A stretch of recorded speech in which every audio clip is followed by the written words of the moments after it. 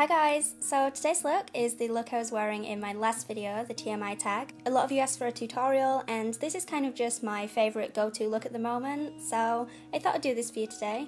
I've already done my base because I never change it up, so I'll leave the products I used in the description and a link to the video where you can see how I do it. So to start with, I am just priming the eyes with my Avon primer. Next, I'm taking this absolutely beautiful shade Papaya from the Sigma Resort palette, or I believe it's called Grasp if you buy it as a single, and I'm just going to apply this all over the lid. Next, take a clean blending brush and just blend those edges out a little. We're not going to go too smoky with this look, so you just want those edges to be nice and hazy. Next, take the colour Topaz and just apply this in the outer V and then blend it across through the crease to add a bit of depth to the socket.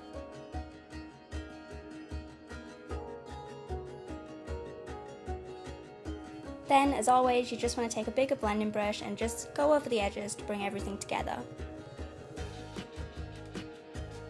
You can also go ahead and just take a nothing colour, so something very similar to your skin tone, or even a translucent powder, and then just take this over the edges as well, because then you're going to have a really seamless look. And a lot of you have actually said you started using this technique and it really helps, so that's cool.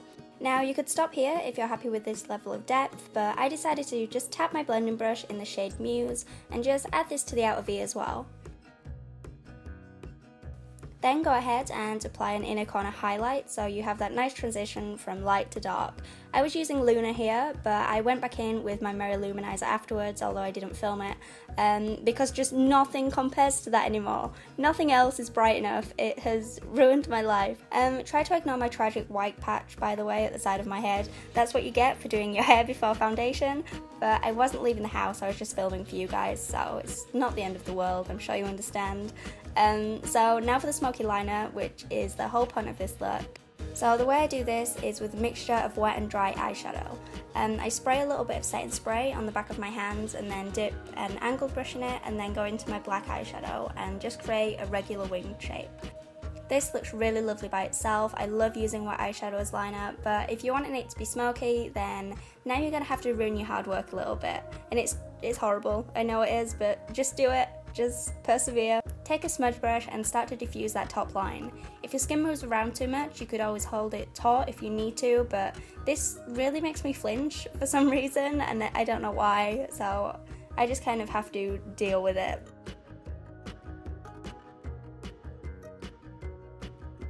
So now you have the smokiness, but you've lost some of the intensity of the black, so you just want to go back in with the wet eyeshadow at the base of the lashes, and as it dries you can just kind of feather it upwards like this.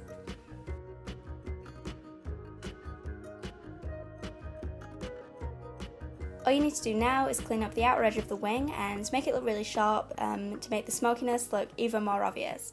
I do this with concealer, but you could always just use the tape method if you wanted to, but I really don't like that. I've said it before, I just hate sticking tape to my face, I don't like it. But if you are going to use the tape, you'd want to do your eyeshadow first and then stick the tape at the angle you'd want the eyeliner to go at. I'm wearing false lashes because I can't not wear them anymore. The obsession is well and truly real. While they're drying, I got on with the rest of the eye. I applied Mary-Lou Manizer underneath the brow and in the inner corner as per usual.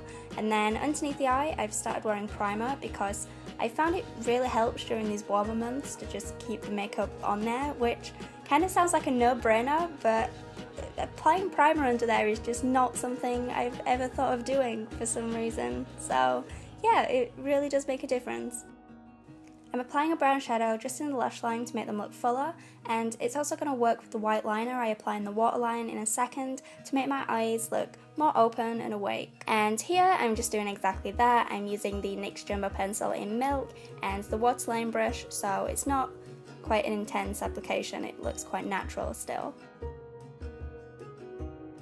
Finish off the eyes with some mascara and then we can move on to the lips. The lipstick is kind of Sexy by MAC, which doesn't usually look this peachy, but it does when it's paired with this eyeshadow. They complement each other just so nicely. This is a matte shade, but it would also look really good with a similar coloured gloss over the top if you have one. Something I've been doing a lot recently is highlighting the crap out of my Cupid's bow with, you guessed it, Mary-Lou Manizer. So that's what's going on here. But then that's it. I hope you like it. Please let me know what you think, and thank you for watching.